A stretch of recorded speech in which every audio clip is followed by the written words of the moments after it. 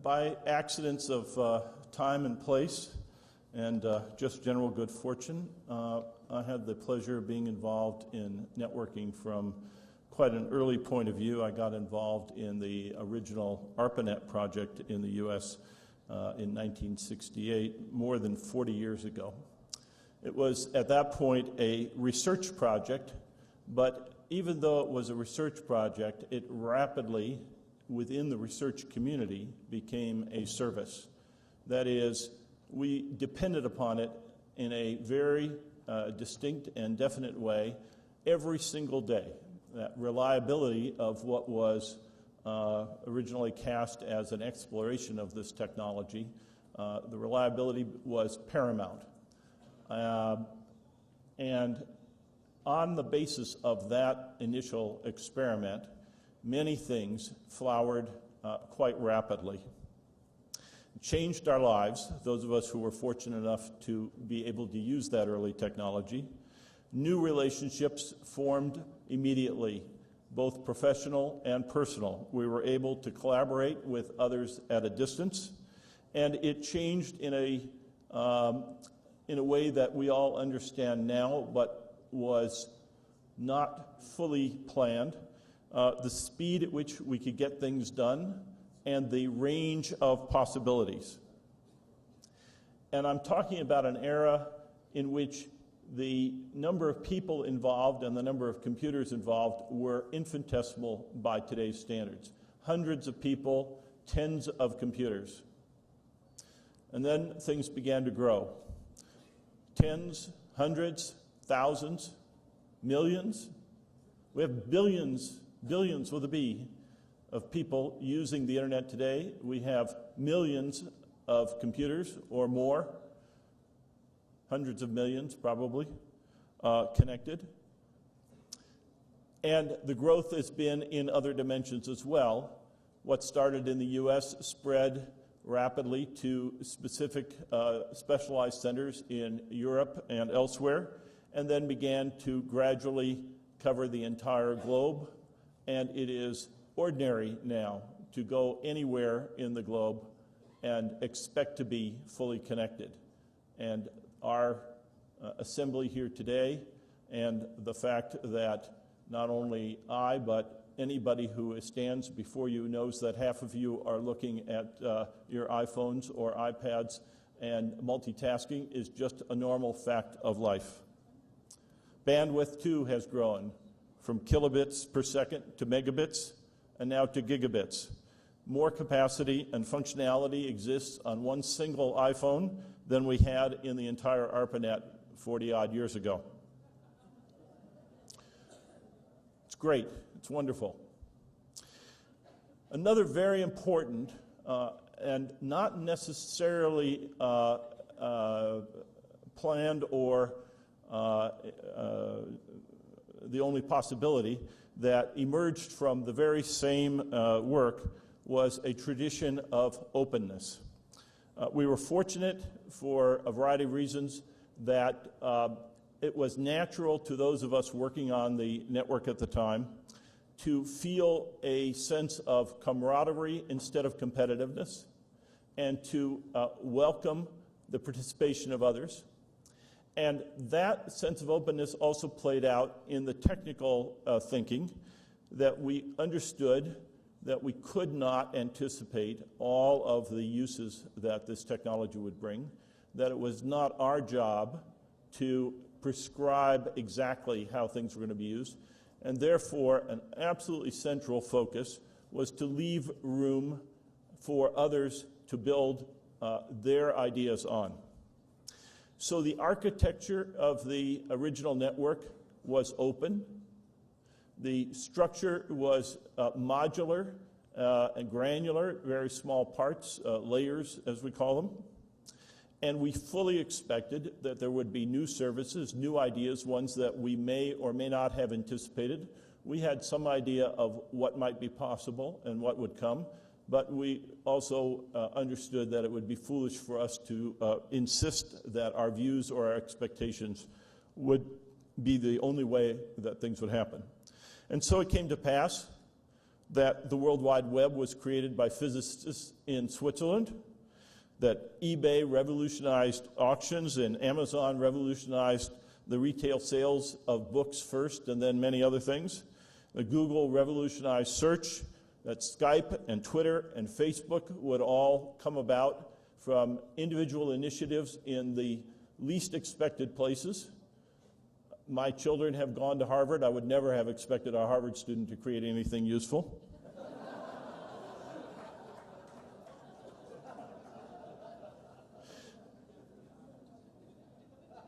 But as children of the 60s and 70s, we fully appreciated creating a system in which no permission was needed and no planning was required in advance.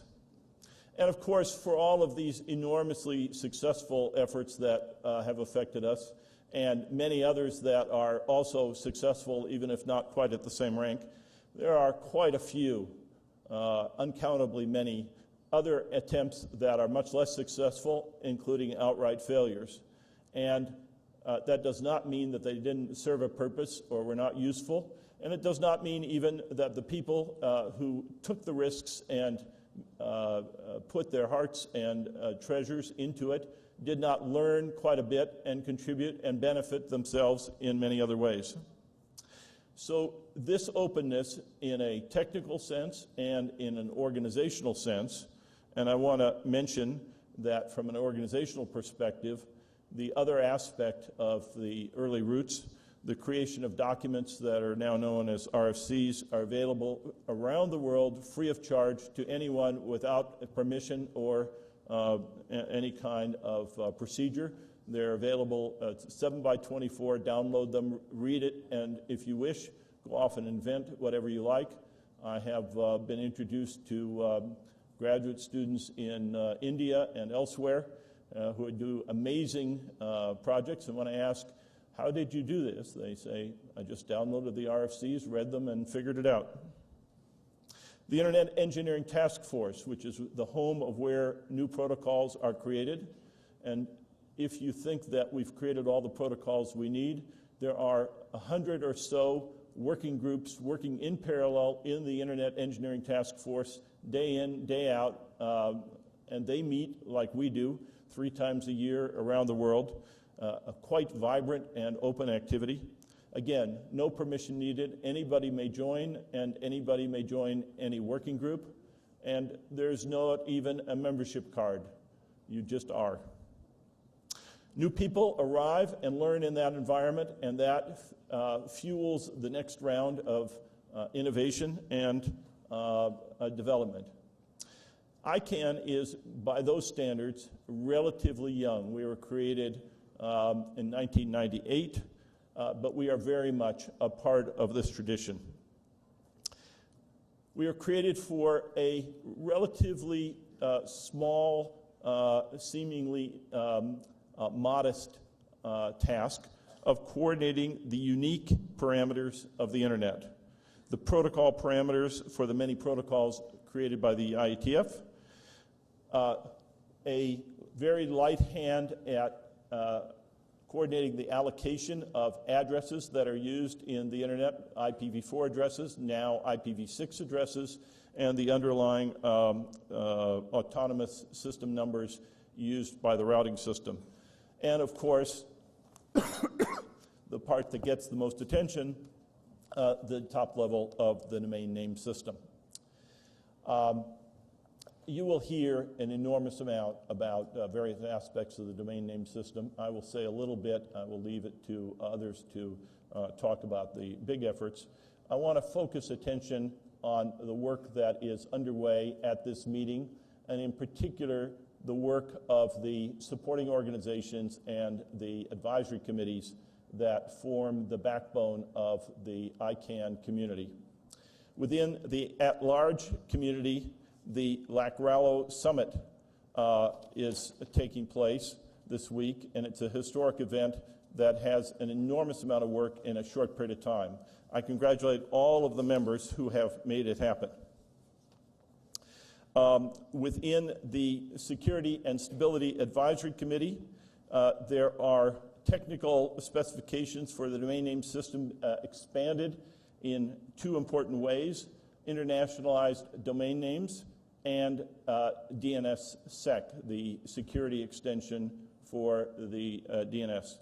And as you heard, Costa Rica is now in the forefront of providing protection for the domain name system on the internet with the signing of the .cr domain. I want to congratulate all of the people who have worked on that. That is a very important goal, and it is not only important for Costa Rica, but it is important for all of the people who seek to access zones that are part of the Costa Rica domain, and it is important as a signal, as a leadership in the region and around the world to say this is an important thing to do. So again, I congratulate Costa Rica, and I think that this is a very important development in the security arena.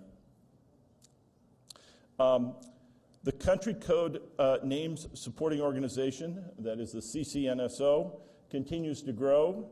I believe it now has 126 members, including 17 new members during the past year, and specifically the inclusion of the .pf domain from registry from French Polynesia and the .tl from Timor-Leste. I also want to recognize Patricio Pobletti, who is stepping down after the founding, stepping down now since the founding in 2004, and his work in the predecessor DNSO since 1999. That is an extraordinary amount of time and effort devoted to this modest enterprise, and is extremely appreciated.